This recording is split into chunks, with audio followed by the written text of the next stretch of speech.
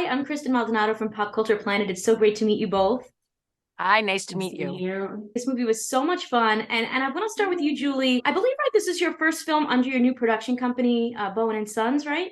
Yes, it is. Absolutely. So, you've had such an incredible acting career, and I was wondering what made this like the right next move for you and why this film for that first one. Oh gosh. Well, timing more than anything. I was just coming, we were wrapping up Modern Family, and two friends from Modern Family, actually my producing partner Rachel Field and our writer Anthony Lombardo, came to me with this idea, and we were finishing production there, and I thought, I don't know what I'm going to do with myself. I didn't figure out the next step.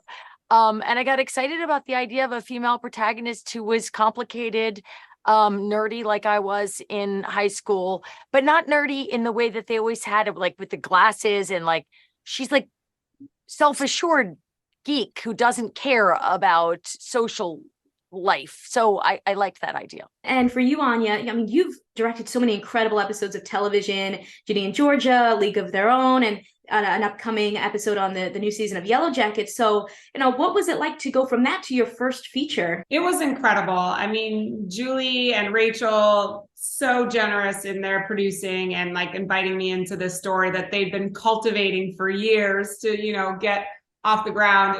It was really exciting to be in on the ground floor of crafting and, actualizing a movie, and to really be kind of the leader in that. It was a wonderful experience. I love the dynamic that you and Peyton's character have in this film. And I know you also had guest starred on Doogie in the past. So I was just wondering, what your relationship was like and how it kind of expanded in this film. I just love working with her. She's such an innovative spirit. Like, she's just a great actor and just so different how way she approaches material. And, I think the way that she plays this character is so funny and cool and so like nerdy too, but in a very cool way.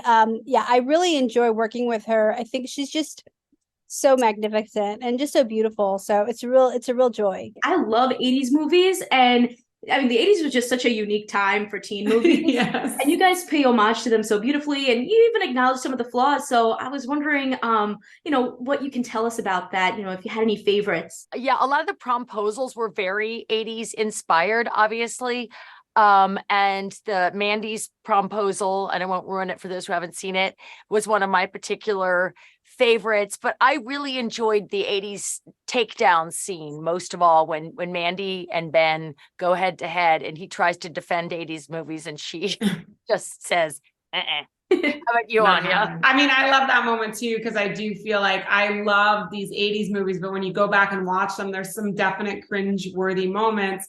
And it was our chance to kind of infuse the feeling, the feel-goodness, the realness of the characters and the actual experience of high school without maybe, dipping into problematic regions, and still kind of exploring what it's like to be a young person and driven and, in a school and find love. I love the Breakfast Club, how they're acknowledging that. And, to me, the movie has a lot in common with Pretty in Pink, which, and then my character, I think, is like, I modeled it after Annie Potts in Pretty in Pink, who is just such a great archetype of the cool adult in that film. But it is like a very deft exploration of this kind of like teen comedy, but in a modern day setting. But it does pay homage to all the great 80s teen romances. I love the prom sequence. I think it's so fun. I love the way that everybody's dressed. I love Peyton's like homage to the 80s. I think she's giving like Sheila E. She's giving like a Prince protege, but also her own twist on it, which I think is so great. One of the things I really loved also was like the core of this movie is about friendship. It's not like, oh, the guy's pining after his best friend. It's like, no, we are just genuinely like best friends and supporting each other. Can you tell us a little bit about that choice? In the 80s movies, there's always this idea like, Ducky was in love with Ringwald and in Some Kind of Wonderful, Mary Stuart Masterson was pining for the guy who was her friend. And that to me always kind of that was sort of sweet, but at the same time, why can't they just be friends? Just to riff on that, like, it's so important for me as a storyteller to be able to put stories out there, to put, content out there that's showing people that there are all these different types of relationships and there's all this different type of love, and that is manifested in young people as well as older people. And I think we don't get to see that a lot with teens, just these platonic friendships of support and care and growth.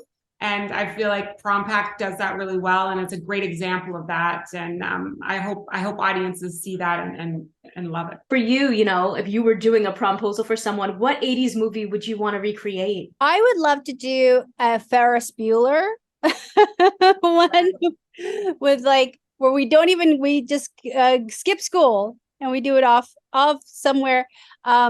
To me, actually, that's probably my favorite of all of them, because it's actually a very deep philosophical idea of like, what do I do when I have adulthood looming overhead? Like, when are we going to be adults? And like, what do we do when we are adults? And so that's kind of like, I think, a really special, very different kind of film. Of all of them, they're like, all sort of different themes, but that one I think resonates the most with me. Thank you so much for your time and congratulations. I think people are going to love this movie. Thank you. Consider subscribing if you like my videos, and if you want to talk more TV and movies with me outside of the comments section, check out my Patreon at patreon.com/kmaldo. If you like this one, you can check out more of my videos right over here. See ya!